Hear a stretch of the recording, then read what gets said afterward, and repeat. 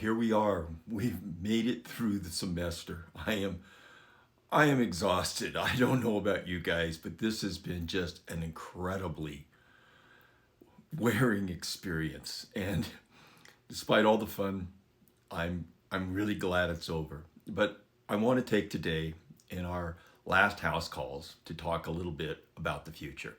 Now, if you remember where we left off, we were talking about the fact that we were able to sequence the coronavirus in a very short period of time.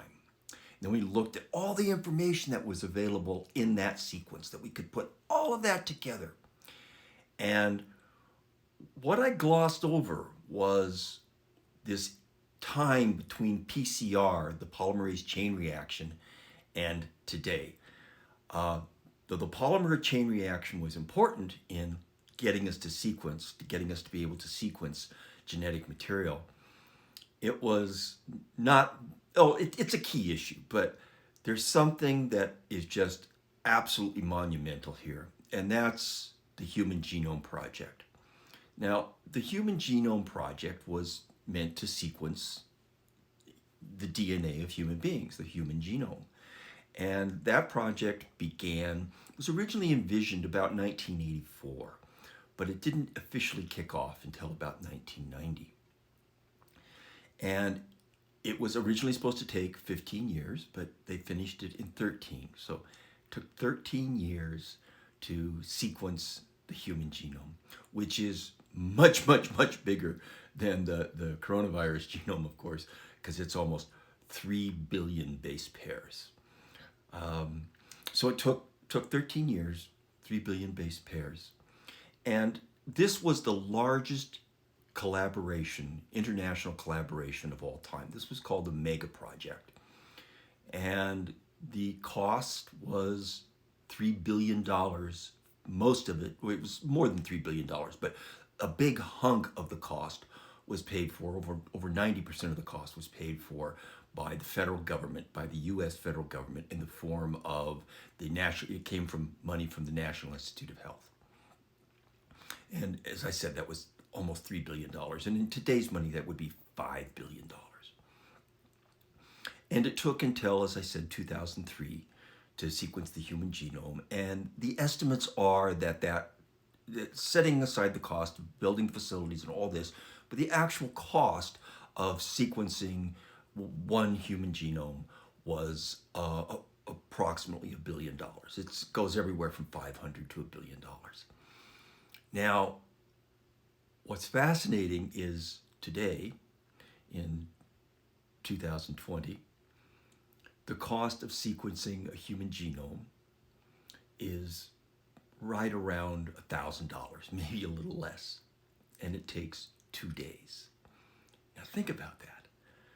Just 30 years ago, the whole idea was, can we do this?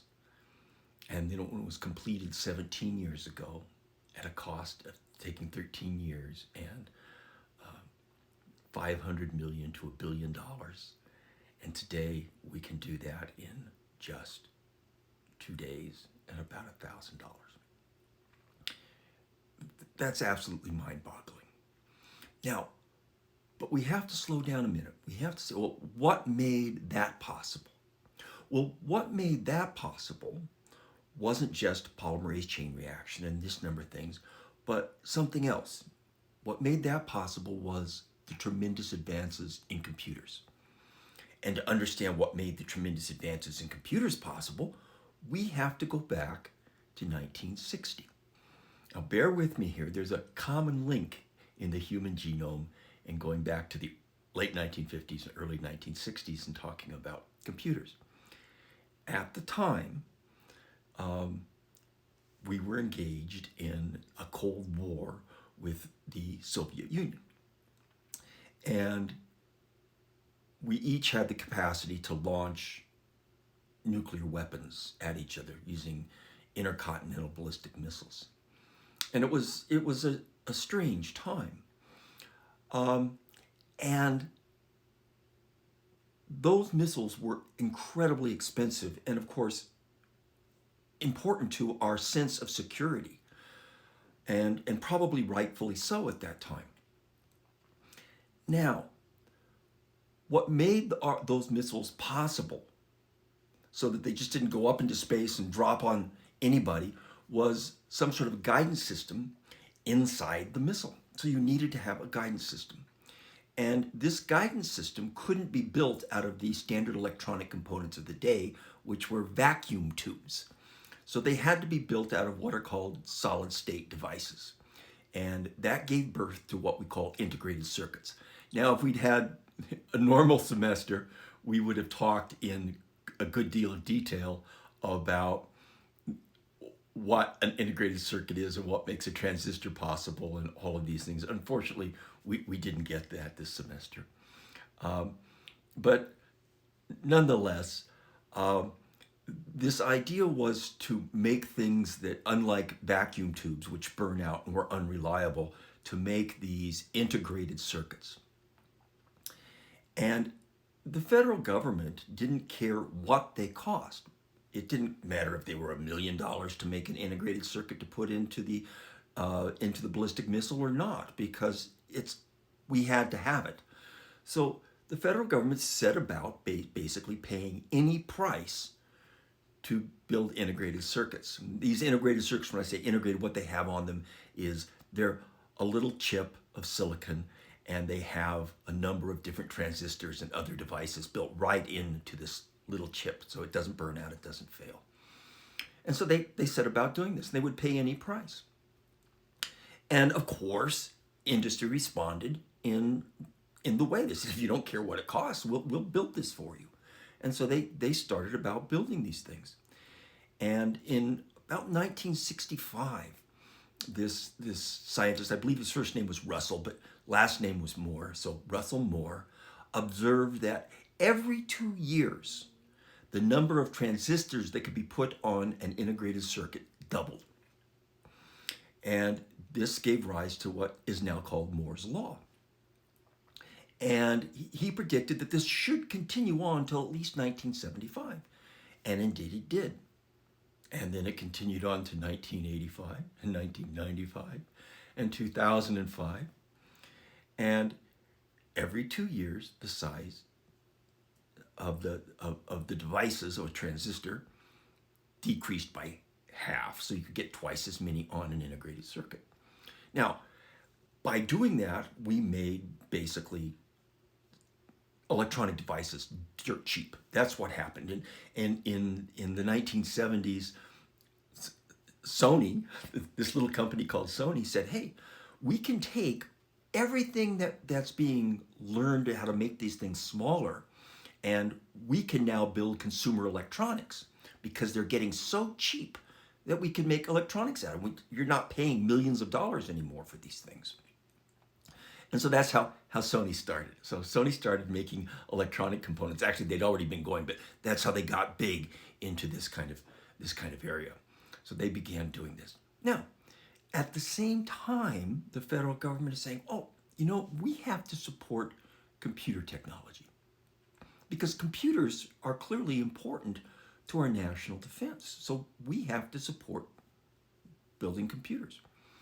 And in the 60s and 70s and 80s, the supercomputers of the day, which were less powerful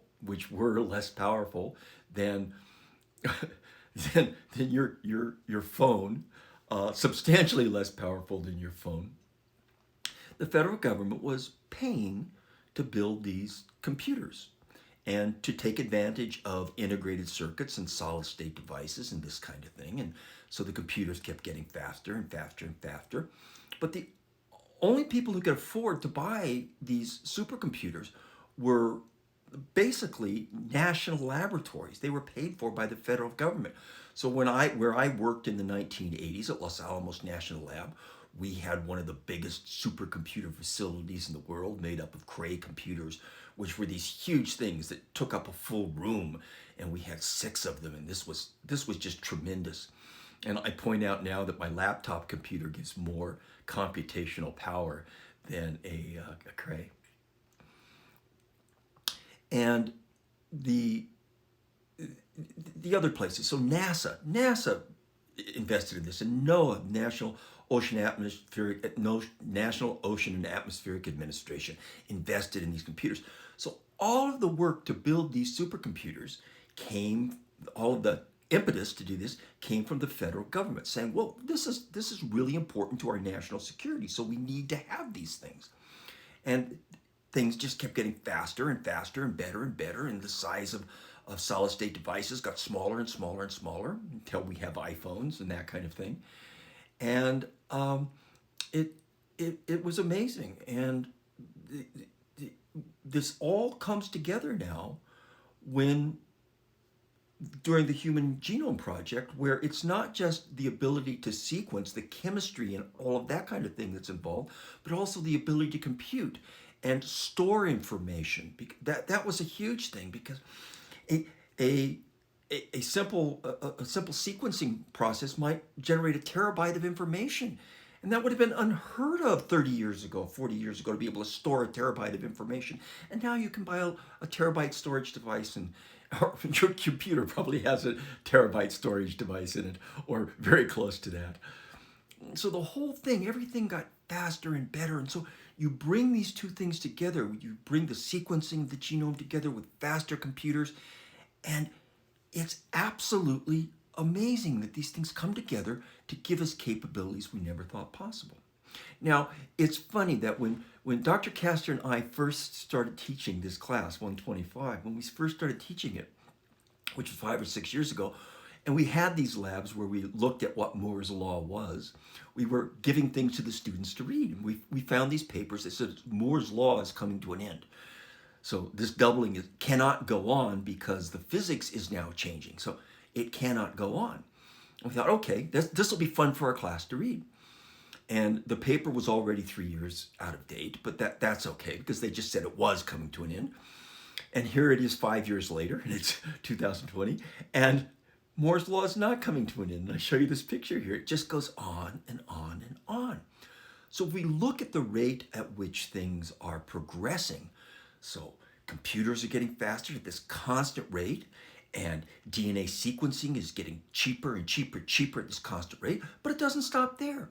If you look at the cost of wind power, it's also decreasing at a constant rate. If you look at the cost of solar cells, they're also decreasing at a constant rate, and their efficiency is going up at a constant rate. So it doesn't matter what the technology is, things are getting better. And the reason that is Moore's Law does not apply to computers, as Moore originally thought. What it applies to is human innovation. We are incredibly innovative. We have a Moore's Law of our rate of innovation. So we are doubling our rate of innovation every so many years. So we have this exponential increase in our rate of innovation. And when you bring all of that together and you look at what we can do and how our rate's increasing, I am so optimistic about what can be done, what the world we can have. But as I've mentioned at the very beginning of House Calls, we aren't doing the things we should be doing to achieve that. It's frightening to me that science and engineering and technology is not appreciated. It's seen as a bane of, here are all the problems associated with it, instead of, my God, it's what gives us the capability to design the world. And I'll come back and talk about that in just a minute. Now, what is, to me, hopeful about this pandemic, and that's a really scary thing to say, that the pandemic has given me hope. Because when we we read the newspaper, listen to the news conferences, this kind of thing, people are asking the scientists what they think. And Dr. Fauci and Dr. Bricks, these are the people. And the Chinese scientists who sequenced the coronavirus DNA, these are the people that we're looking to for answers. And it has been a long time since the American public, since the US public, actually looked to scientists for answers. And what I see as a possibility coming out of this pandemic is a reevaluation of what science is worth. This pandemic did not have to happen. Think about this. We have a military budget of about $750 billion a year. Now, what is our military there for? Our military is there to protect us from things we hope will not happen. The idea is we don't want to go to war. We want a system that looks so terrifying that we won't have to go to war. And it has served us well, in fact. But what do we do about things like the pandemic and also about things like global climate change? Those are things that we don't want to happen. But there is absolutely no way that we can expect a private company, a pharmaceutical company, to go out and build the capability to come up with a vaccine for a pandemic that may never happen. So the last very serious pandemic was 1918. Do you think we can convince now a pharmaceutical company they should invest billions of dollars to protect us against something that we hope will not happen? And even if they did, and it did happen, well, they would have to charge. That's why we have a military that's paid for by the American people, because we're doing it against the possibility that we'll need it. We're hoping we will never need it, and that's why we do it. Now, all the things that are going on in the world today are predictable. Global climate change is predictable. It is happening. There's no question about it. Pandemics will happen. We hope they don't, but they will happen. And there is no reason that we should not proceed in the same fashion we have proceeded with our military. That we should not be saying, hey, let's build capabilities to prevent these things from happening. And it's possible that this pandemic will give the impetus to do that. People will now begin asking that question. What shall we do? Now, what I find so exciting about this time is we are in a position where we can design the future. Humanity has never been in that position before. If 30 years ago, before the Human Genome Project, so in 1990, somebody said, we have to build a world where we can deal with pandemics instantly. We can identify them. We can come up with drugs to either vaccines or drugs to aid in the cures of these things, that we can do that instantly. It wouldn't have been possible. I wouldn't even have known how to begin. But now you can. You are the first generation who can literally say, let's design our future. You're the first ones, and you know what the first task in design is. The first task in design is to specify your performance criteria. So your first task is to say, what do I want the world to look like? What capabilities do I want the world to have? Those are questions we have never asked students before. They leave our universities and they basically are told the world is, you're going to work on the world as it is. But that's not the world we have anymore. We have a world where your generation can go out and say, let's design the future. Let's do it. What should it look like? What should be the performance criteria for the world of the future?